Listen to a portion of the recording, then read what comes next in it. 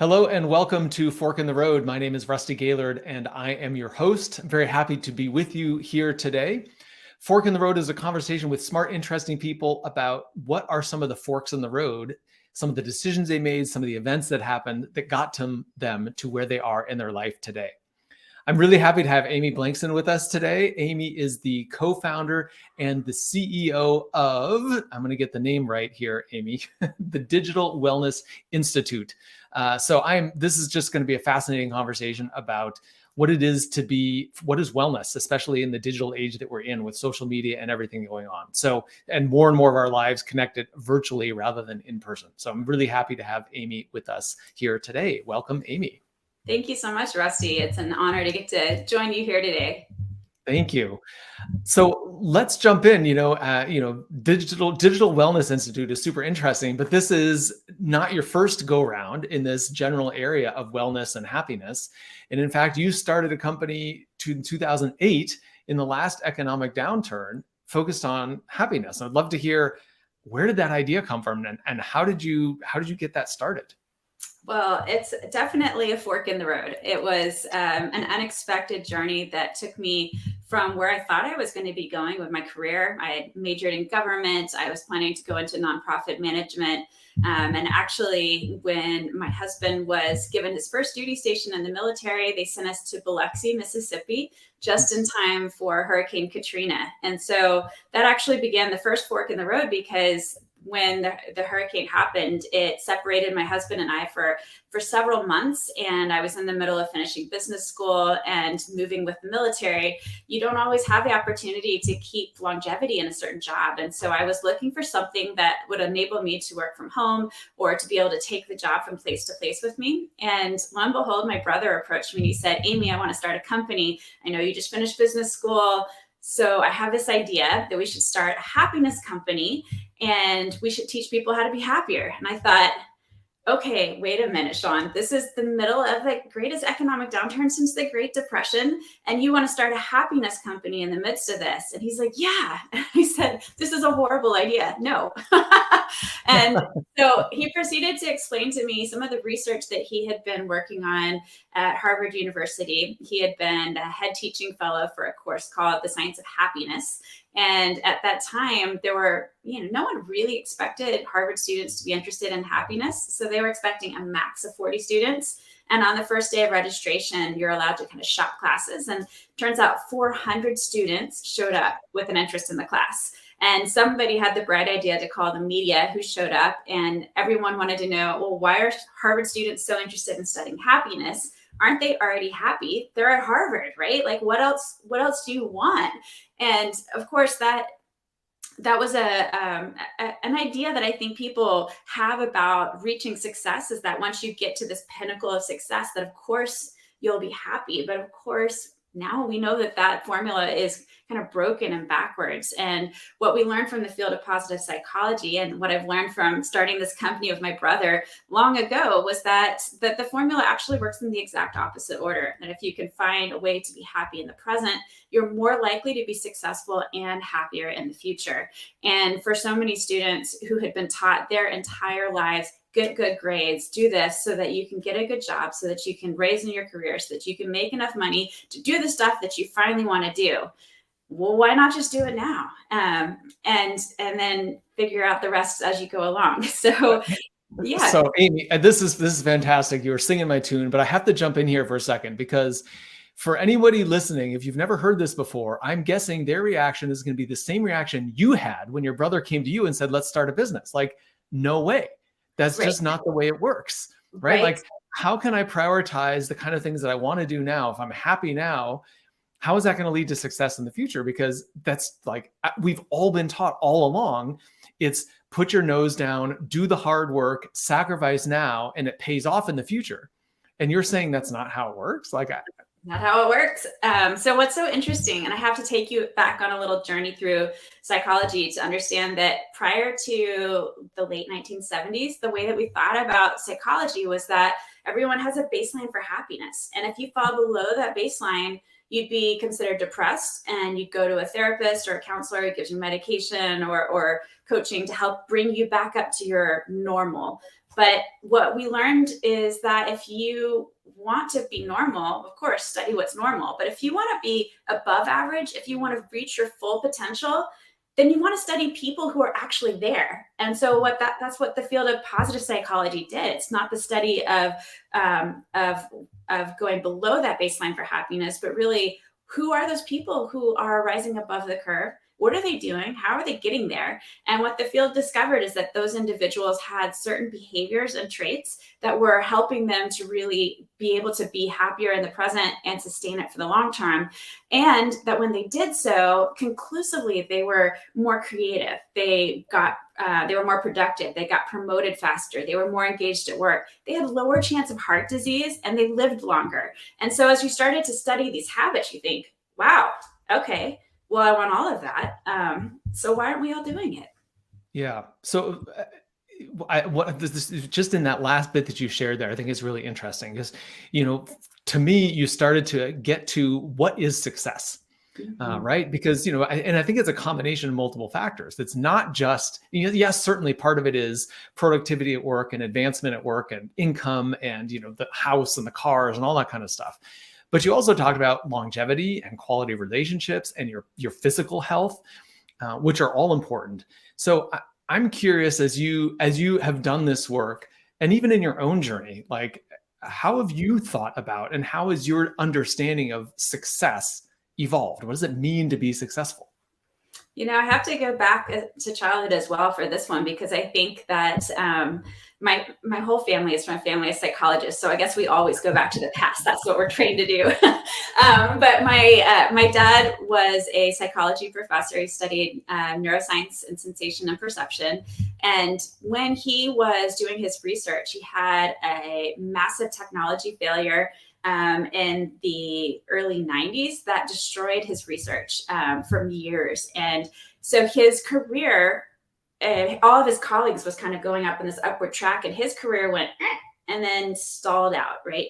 And he always had this temptation to compare himself to the other professors. Am I publishing enough? Do I get enough citations? Am I, growing in my professorship? Do the students like me well enough? Are my classes popular? And I could see him as a child wrestling constantly with those accolades versus, I am a person who cares. I'm a person who invested in my family. I'm a person who has done all of these things to really prioritize happiness now. And he would say over and over again, I have no regrets. Like, this is who I want to be. This is what I want to do. And though it's tempting to compare yourself, in the long run, he was happier. And I think that his success was defined very differently. We all have to define success for ourselves, but I guarantee it. There was one of my colleagues from business school on day one that I met.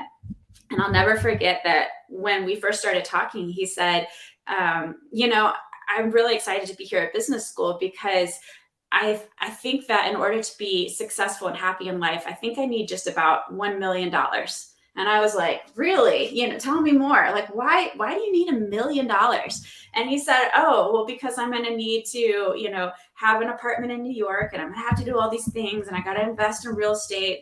So I saw him again at the 5-year reunion. I asked him again, how's it going? And he said, well, I made the $1 million, but unfortunately, I miscalculated, and I probably need closer to 5 million. And I was like, what? I mean, that's not the aha moment I was expecting him to have. But each time what happens is that we continue to push happiness over the cognitive horizon. And so as we approach a goal point, our brain just pushes out to the next goal point over and over again so that we never get to that feeling of success. And when we understand the psychology and the neuroscience of what's going on, being happy in the presence is actually what triggers you to feel like you have the cognitive win to do more things in the future.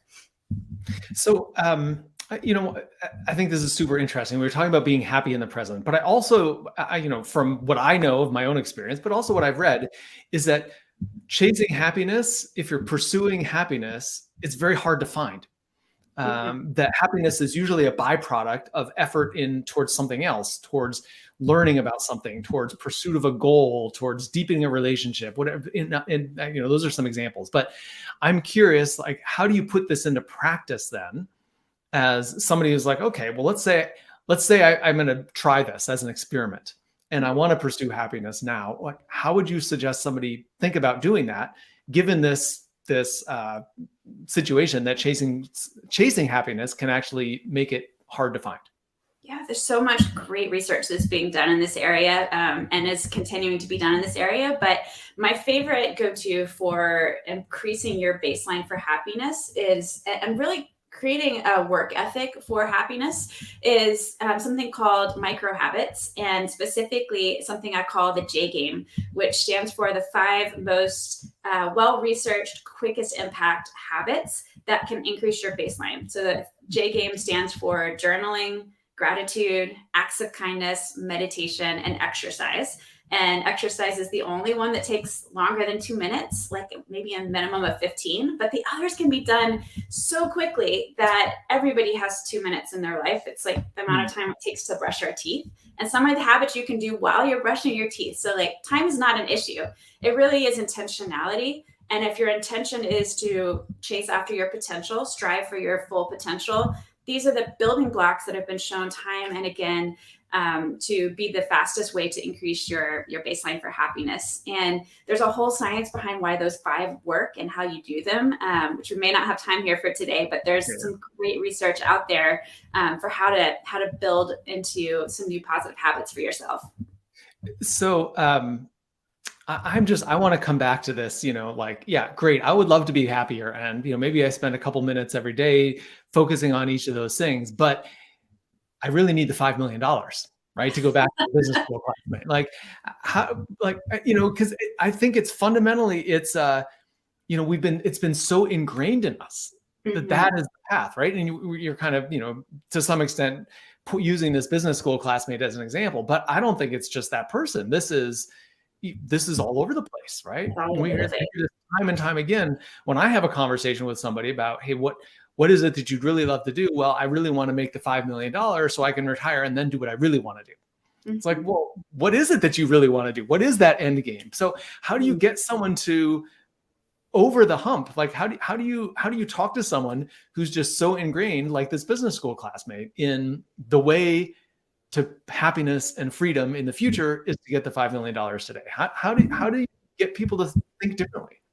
I think that for individuals who are wired to be more analytical, that the logic is very hard to compute, because this is something that, you put in output, and if you were an assembly line, yes, you put in all the materials and out comes the output.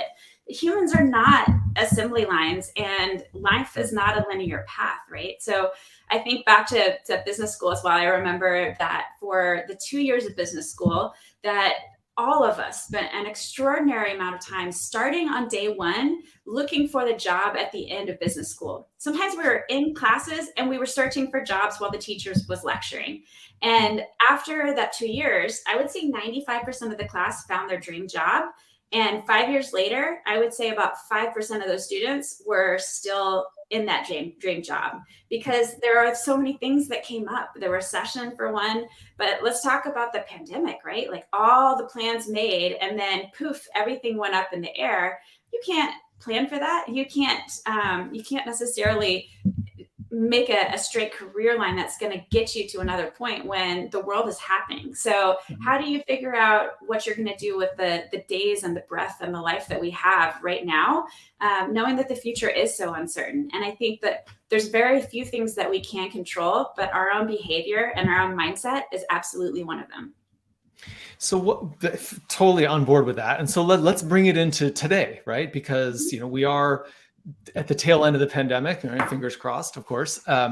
And, people are going back to the office or not going back to the office.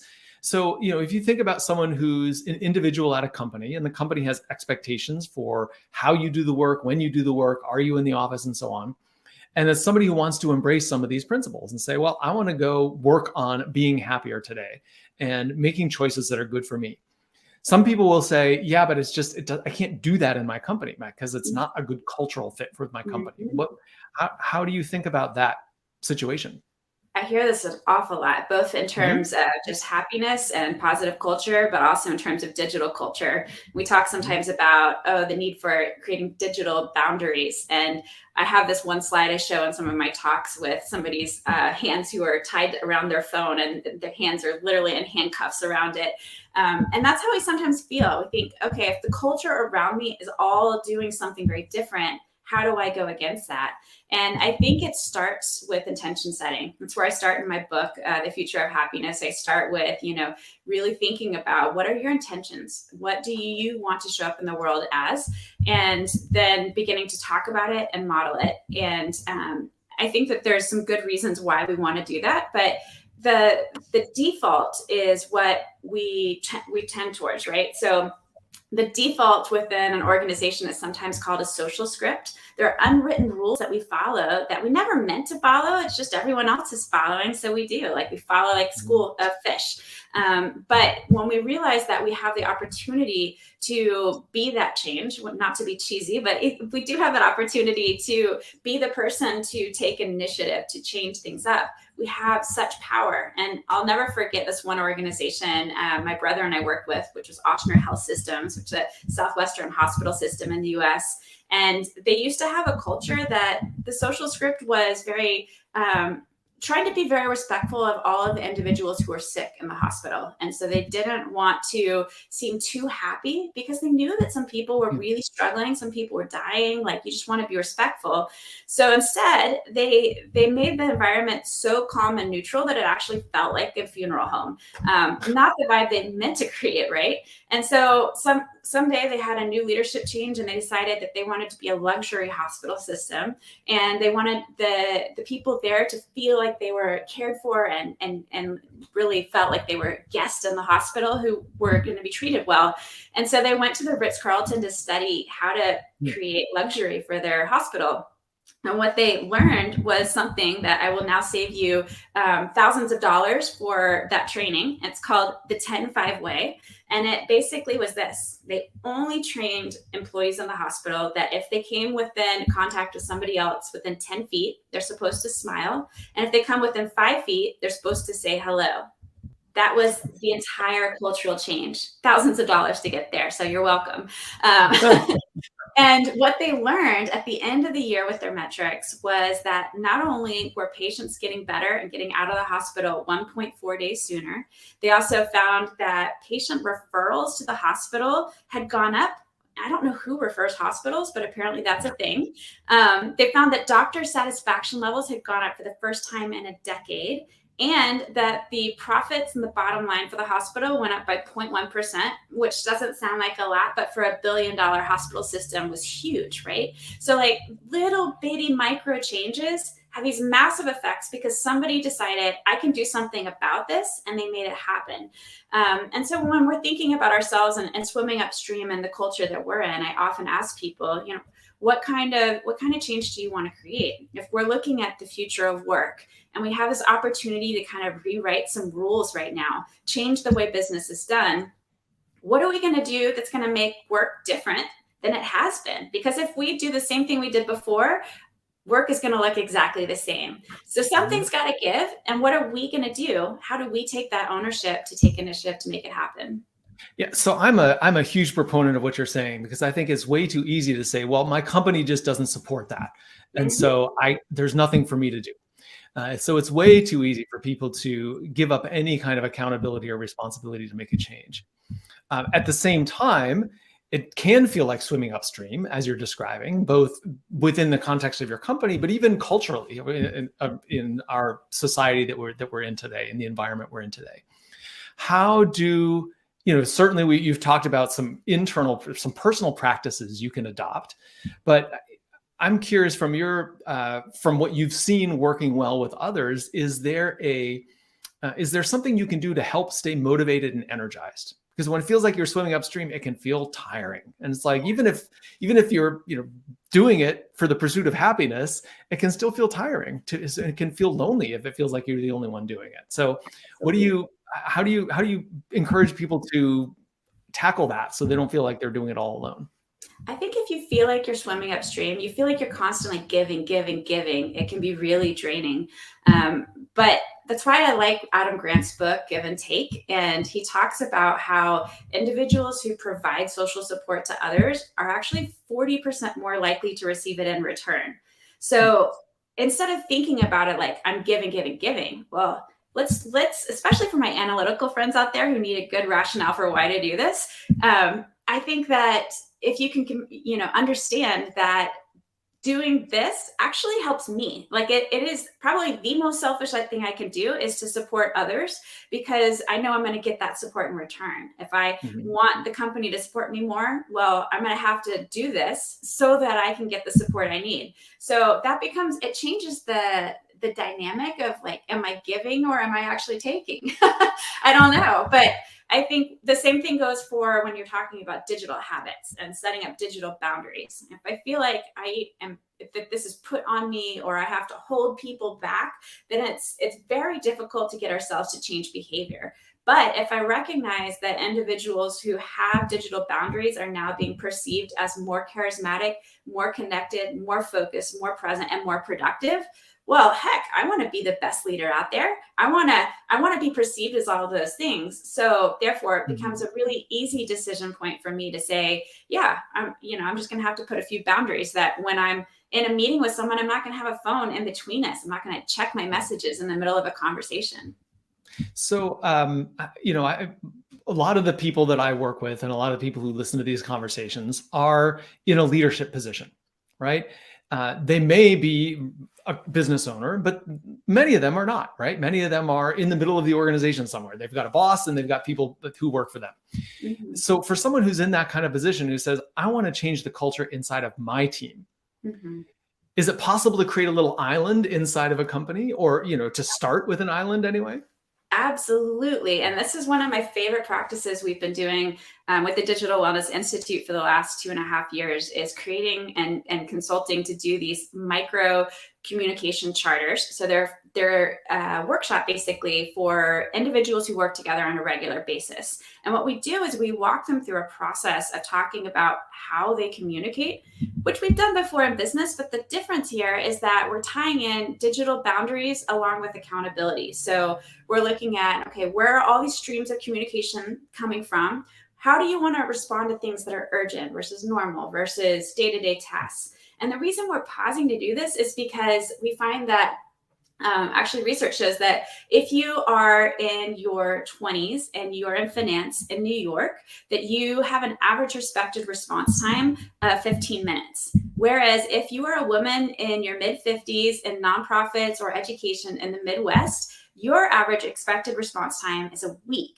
So what happens when you put these two individuals on a team together and they both feel like they're being responsive, but now we have this kind of rub on the team that's causing a lot of friction just because there's not a clarity about how we're doing things. One person wants to text, the other person responds with the phone call, someone else likes email better. And so now we're all over the place and we're struggling and we're frustrated and we're overwhelmed.